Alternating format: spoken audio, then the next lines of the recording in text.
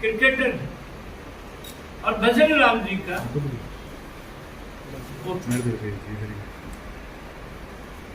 कांग्रेस और बीजेपी में आज नरेंद्र भाई मोदी, क्योंकि मेरी पार्टी का है, परंतु आज आप सब पत्रकारों की कलम लिखती है, आप सब पत्रकारों का कैमरा दिखाता है कि नरेंद्र भाई मोदी आज दुनिया का सबसे लोकप्रिय नेता,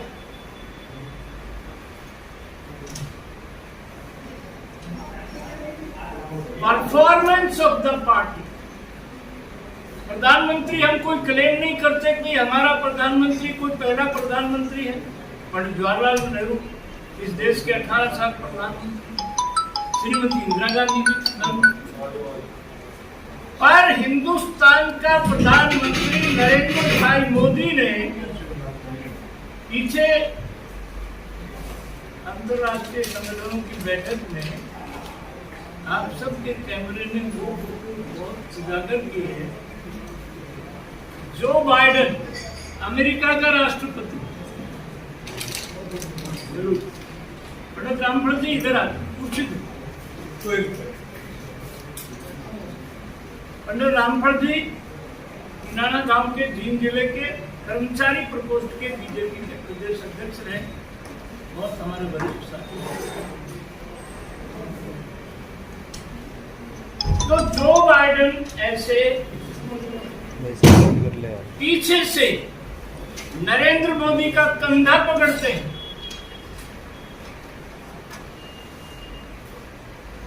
कि नरेंद्र भाई जो बाइडेन,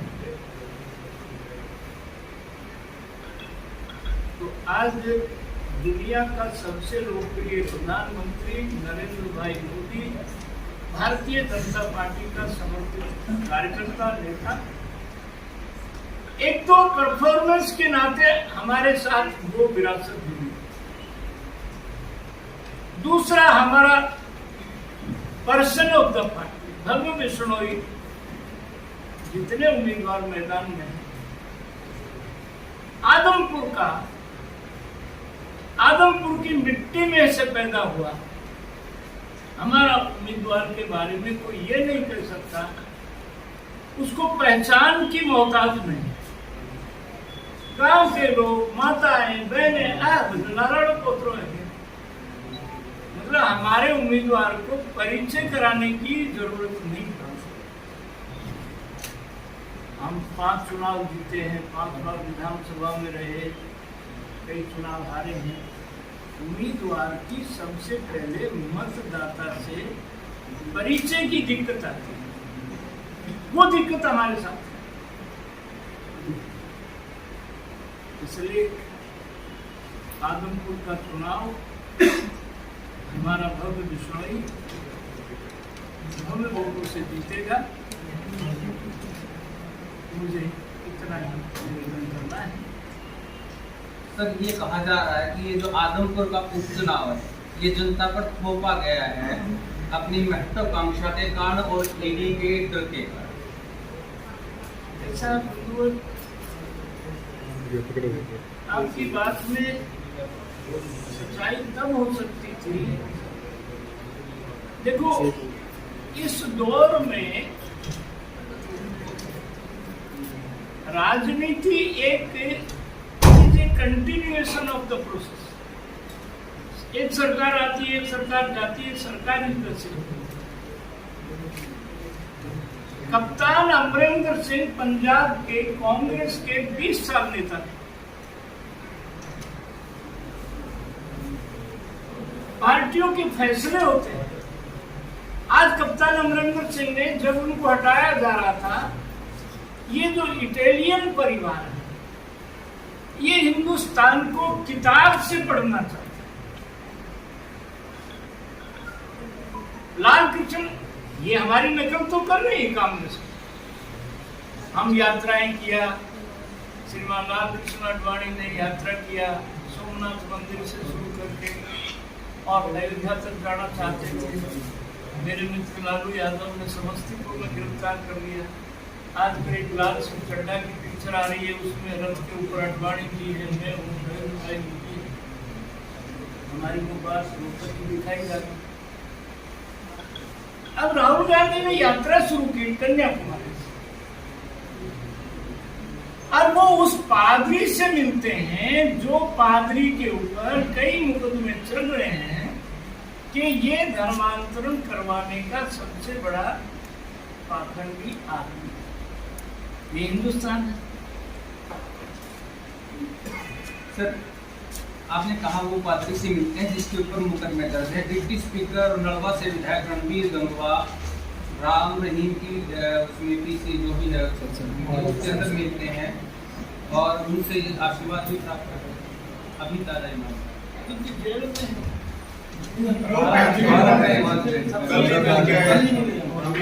ऐसा है ना, ये तो बल्कि दुष्कर्मी और हत्यारा है और दोषी सजा मिल चुकी है, डिक्लेयर्ड है सर। नहीं है, पर अपनी अपनी व्यक्तिगत सरकार दिमाग की बात है सर, ये तो बड़ी अजीब सी, बहुत अजीब सा तरह है शर्मा जी। ये बहुत देखिए, आप लड़ाई करना चाहते हैं तो वो जगह दूसरी, ये अजीब सा, परंतु मैं उसे वो भी इतना इम्पोर्टेंट पत्रकार है जितना आप। मैं उसी के सवाल को नहीं, आपकी श्रद्धा रामचंद्र मैं उनके रामचंद्र जो सवाल को आगे पत्रकार बढ़ा रहा हूं, जिसकी हत्या हुई है वो मेरा मित्र था जी। परमानंद गोयल की हत्या कैथल में हुई, किस आदमी के कहने से हुई? परमानंद गोयल की अर्थी को मैंने कंधा दिया था। 250 पत्रकार धर्मशाला, काम्बोज धर्मशाला सिरसा में, और चौधरी देवीलाल मुख्यमंत्री थे, मैं उनके साथ पीडब्ल्यूडी मिनिस्टर था, और चौधरी देवीलाल का माफीनामा लिखवा करके काम्बोज धर्मशाला गवाह है। केबी पंडित पत्रकार संघ के अध्यक्ष मेरे साथ गए, और वो मुझे एक मुख्यमंत्री ने कहा था, थे हमारा बाप की सरकार में मंत्री हो, पत्रकार संघ का अध्यक्ष। मैंने कहा मैं मदरलैंड का पुराना पत्रकार पहले हूँ। आप खड़े होकर के, मैं हाथ जोड़ के विनती करता हूँ कि आपके मन में जो शंका है मैं खड़े होकर सुनता हूँ। आप बोलिए। आप बैठिए सर। नहीं, मेरा सवाल इतना है, आप कोई बात नहीं, मेरा सवाल, आप राम रहीम के बारे में कहना चाहते हैं। राम रहीम को भारत की अदालत ने सजा दे रखी। जी जी। अब उस पर हमारा और आपका क्या सवाल सुनेंगे सर, मैं कह रहा हूँ। सवाल ये था कि एक ऐसा व्यक्ति जो दुष्कर्मी है, कानूनन हत्यारा है, और उसकी सभा में ऑनलाइन कोई प्रवचन जो चल रहा है, उसमें सरकार का एक नुमाइंदा डिप्टी स्पीकर है हाउस के, गंगवा जी उपस्थित थे। इस पे आपका रिएक्शन मांग रहा था, आप उग्र हो गए। नहीं बिल्कुल उग्र हुए। मैं नीदरलैंड का पुराना पत्रकार हूँ। पत्रकारों की लड़ाई में हरियाणा में मंत्री होते हुए भी लड़ता रहा हूँ, पर आपका जो अंदाज था, नहीं अंदाज नहीं था सर, मैंने कानूनी तौर पर अपराध किया, वो जेल में। रणबीर गंगवा हरियाणा के डिप्टी स्पीकर हैं। अब उस बात की जानकारी आपको है, हमको नहीं है, तो उस बात का हम क्या सर 2019 में जब सरकार बनी उसके बाद से तीसरा ये बाई इलेक्शन, दोनों बाई इलेक्शन जो बीजेपी ने लड़ी। ये जो इलेक्शन है बाकी दो इलेक्शन से कैसे अलग है, और जो भारतीय सीरीज है वो आपकी बात कैसे है? ये वैसे तो कोई सवाल नहीं बनता, परंतु ये चुनाव हम पिछली जो मार्जिन है वो सबको डबल करके भव्य मार्जिन से बीजेपी ये चुनाव जीती। ठीक है साहब, कोई किसी पत्रकार मित्र का एक हम इंटरव्यू कर रहे थे, तो उन्होंने ये कहा है कि जब मैं सरकार छोड़कर गया था तो 2000 करोड़ सरप्लस का खजाना था। पहले हुड्डा ने और अब खट्टर ने इस प्रदेश का सवा सत्यानाश कर दिया है। अब हर एक बच्चा कई करोड़ रुपए का कर्ज लेकर पैदा होता है, तो जरा उनसे पूछिएगा कि किस प्रकार कर्ज उतरेगा, प्रदेश फिर दोबारा नंबर 1 बनेगा।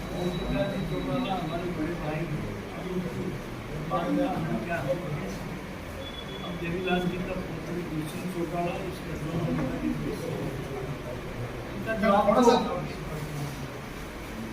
नहीं चौटाला साहब का उनकी हिम्मत है, इस उम्र में भी इतना घूम रहे हैं, इतना फिर रहे हैं, और अपनी बात के लिए तीसरे मोर्चे के लिए मेहनत कर रहे हैं। मैं तो उनकी हिम्मत की दाद है। सर जब गए थे ये आंकड़ा घटा है, बढ़ा है, कुछ जानकारी है? तो देखो, मैं सरकार में हूँ, रमन गुप्ता जी से कहूँगा आपके जरूर जवाब। ठीक है साहब, कोई और सवाल? कार्यकाल के बारे में, मेरे कार्यकाल के बारे में अच्छा किया आप लोगों ने याद दिला दिया। हरियाणा में 3 बार मैं शिक्षा मंत्री रहा और चौधरी बंसीलाल जी के साथ में रहा और मनोहर लाल जी के साथ में रहा। 22,000 गेस्ट टीचर्स थे हरियाणा में और चौधरी भूपेंद्र सिंह हुड्डा मुख्यमंत्री थे। 13 अगस्त 2014 की बात है। गेस्ट टीचर्स में से 15 भाई बहनों ने आवरण अनशन किया। 11वें दिन 4 महीने पढ़ाई हो गई। पंथ मार्ग पर मैं उनके बीच में जाके कहा कि हुड्डा जी यदि इनको 24 घंटे में नहीं माना, खैर वो 8 घंटे का उठा दिया। फिर आप सबकी शुभकामना से हम सरकार में आ गए और 22,000 गेस्ट टीचर्स को इनको 18,000 रुपया कंसोलिडेटेड तनख्वाह मिलती थी। हमने इनको रेगुलराइज किया, 58,750 रुपया इनकी तनख्वाह किया और हुड्डा जी को असेंबली में सामने बिठा के उनको संकेत करके कि हुड्डा जी आज हम गेस्ट टीचर्स को रेगुलराइज कर। हिंदी, संस्कृत, पंजाबी, C&B कैटेगरी के जो अध्यापक थे उनको 3500 रुपये कंसोलिडेटेड तनख्वाह मिलती थी। हमने अपने समय में उनको मास्टर ग्रेड दिया, प्रमोशन में 13% उनको रिजर्वेशन दिया। आज कई लोग DO, डिप्टी DO बन करके वो रिटायर होते हैं। उनकी कर्मचारियों की स्टेगनेशन थी, ना कोई प्रमोशन था ना कोई इंक्रीमेंट था, 3500 रुपये में। और मुझे उस बात का संतोष। शिक्षा की बात करें तो स्कूल मर्ज किए जा रहे हैं और अध्यापक की बात करें तो स्कूलों में अध्यापक नहीं है और बच्चे जो है धरने पर बैठे हैं। क्या भविष्य होगा इस बच्चों का? नहीं, बच्चे धरने पर बहुत कम बैठे हैं और एक हरियाणा में प्राइवेट स्कूल की संख्या भी बढ़ रही है।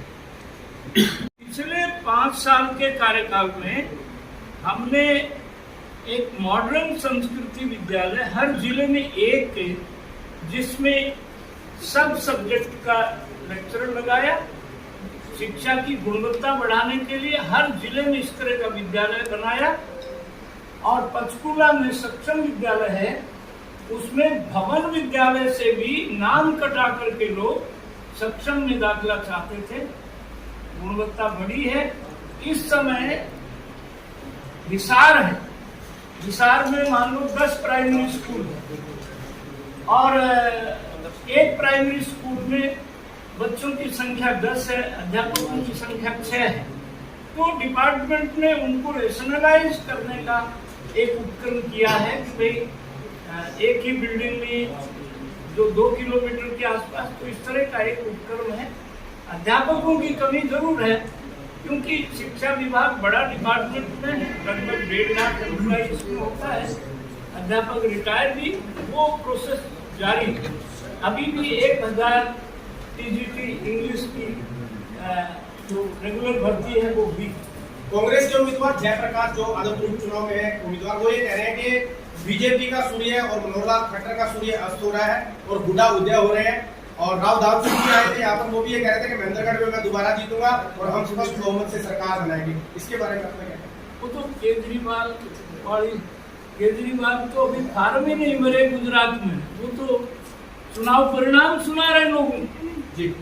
अभी तो समय बताएगा, आदमपुर की जनता बताएगी। जयप्रकाश जी को पोलिंग तक तो इस खुशफहमी में रहना बहुत जरूरी है, उनके मूड को ठीक रखना जी। सर, आम आदमी पार्टी कहती है कि सरकारी स्कूलों को बढ़ावा मिलना चाहिए, ज्यादा बढ़ने चाहिए, और आप कह रहे हैं कि आदमपुर के अंदर जो सरकारी स्कूल कम होते जा रहे हैं, वो जो है प्राइवेट स्कूलों की संख्या ज्यादा बढ़नी चाहिए। तो प्राइवेट स्कूल बढ़ने चाहिए या सरकारी स्कूल बढ़ने चाहिए? नहीं, दोनों ही बढ़ने चाहिए। जो लेकिन रेंजी प्राइवेट संस्थाएं काम कर रही, मेहनत कर रही, परिणाम अच्छे दे रहे हैं, मैं उनकी गालियां देता रहूं, उनको आलोचना करता रहूं, ये तो कोई बात नहीं हुई। सर, अगर फीस पेरेंट्स इसीलिए भेजते हैं क्योंकि वहाँ की फीस कम होती है, क्या वो अफोर्ड कर पाएंगे प्राइवेट स्कूल में जाने? नहीं, प्राइवेट स्कूल की मैं कोई उनकी तारीफ नहीं कर रहा, परंतु मैं जो वर्तमान स्थिति है, अब मेरे महेंद्रगढ़ जिले की बाछोर गांव की तनिषा यादव पूरे हिंदुस्तान में नीट में प्रथम स्थान, हवा सिंह यादव उसकी बेटी है, जेबीटी टीचर की बेटी है। अब पिछली बार 18 IAS IPS आए, 9 बच्चे मेरे महेंद्रगढ़ के आए। अब जो गुणवत्ता है शिक्षा की, कोई मान लो प्राइवेट भी अच्छा काम कर रहा है तो कम से कम मैं उसकी इसलिए आलोचना करूं कि वो क्योंकि प्राइवेट है, ये है। और आत्महत्या पार्टी की तो बहन जी मैं बात नहीं कर सकता हूँ, तो हमारा शिवानी वाला सेठ छोड़ रखा है। ठीक है।